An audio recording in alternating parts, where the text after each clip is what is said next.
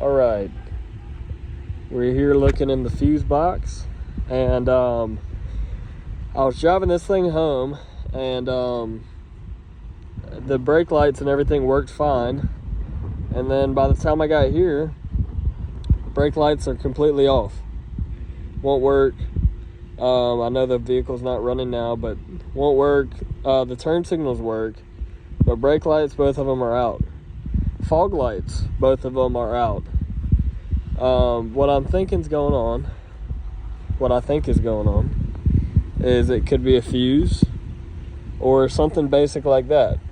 So all you do is you pop this fuse cover, take a look at your fuses there. It'll say where everything's at, and then there's also this second set of fuses here. Pop that off. There's gonna be fuses under there.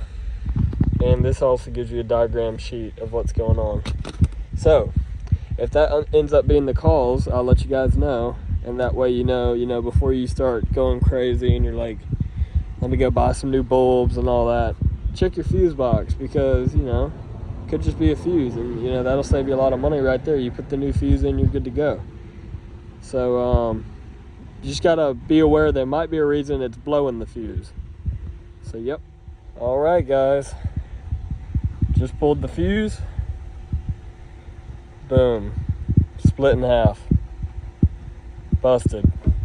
So we know that it needs a new fuse. Is the new fuse going to fix the issue? Most likely, yeah. Actually, it probably will. But just to be sure, put it in, check it out. I do this at the auto parts store, just to make sure you don't have to buy a bulb when you're there or something. But that's the issue right there. I mean, this is an issue no matter what. Even if the brake lights were good, this can't operate without with a blown fuse. So there's other fuses we can check too, if something's not working in the cab. So there you have it. So we're gonna check the fog light ones next. All right, guys, so we found out that the fuse was bad, right? Now, before even having to go up to the store and still not knowing if that's going to be the fix, this is what I do. And let's see here. I think my pliers are still inside. Yep. So I would look back at your sheet here. You don't even really need the sheet unless it's something really important.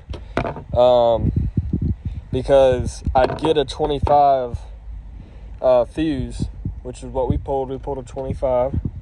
Okay. And I would get one that was out of here. So I got the sunroof one, which it worked fine. So I checked it, fuse looked great on it. I put it in the spot of the brake light. Okay. So then you're like, okay, that makes sense, because now you don't really have to turn the key on. You push the brake light comes on. But it's not coming on, of course, because I don't have anything pushing it. But I did have a whole system rigged up here with some pliers in my shoes to rig it up. Let's go down.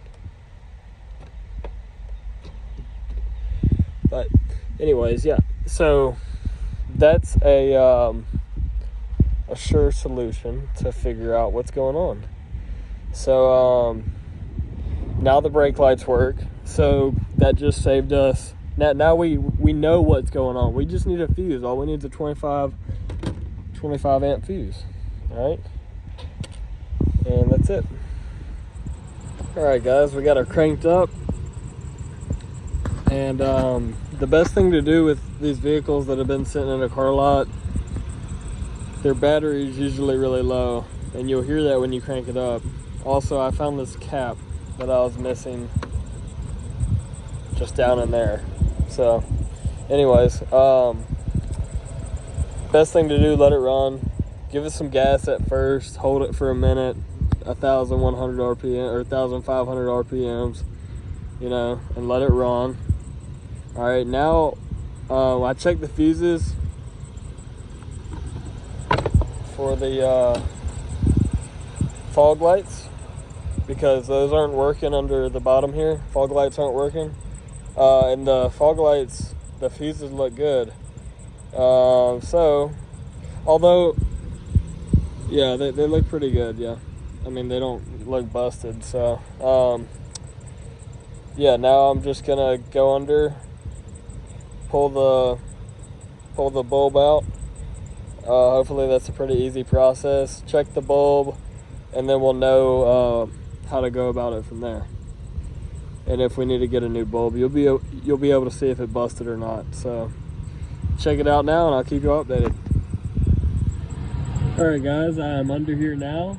Looks like we got something leaking right there, but not bad. Whatever it is, it's not too bad. I don't know.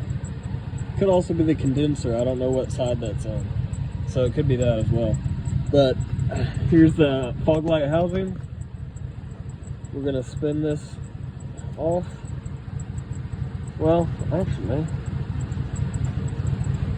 looks like we might be able to just, I'll need two hands for this. It looks like I might be able to just pinch this and pry that out and see what the bulb looks like without actually taking the whole housing off. So let me just do that real quick and I'll get back. All right, guys, about 5 minutes later, got the light out, the bulb, and it's busted. So we're gonna get the other one out real quick, and then that should be the root cause of that one. And we'll go up to the store and get a new bulb, 2 new bulbs, and we're gonna see if that fixes that. But the headlights work, but we just gotta, get the bottom fog lights working. So I'll keep y'all updated, and see you in the auto parts store. All right, guys, I'm on the second one now, and I wanted to show you, don't mess around with the housing. You don't need to worry about it. This is gonna come out, but you gotta pry it with a pair of pliers.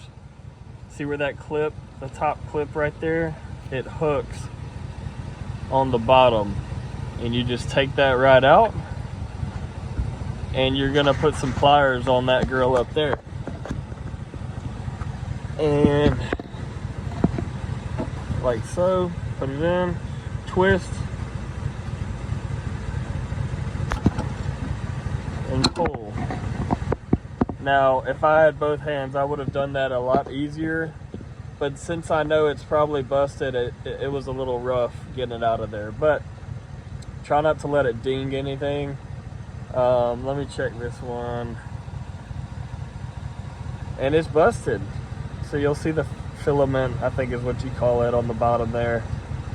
My hand's shaky, but that's it right there. Busted. So we can actually drive up to the auto parts store just like this. We'll plug that thing back in there, let it just hang on the way, and we'll just bring this in the auto parts store and let them know what we need. So we'll lay that over there. Now, if it was a good bulb, you got to be careful with it. So don't be too aggressive with it. But I'm recording, so it's hard for me to be easy with the bulb. But yeah, all right, I'm gonna go up there now.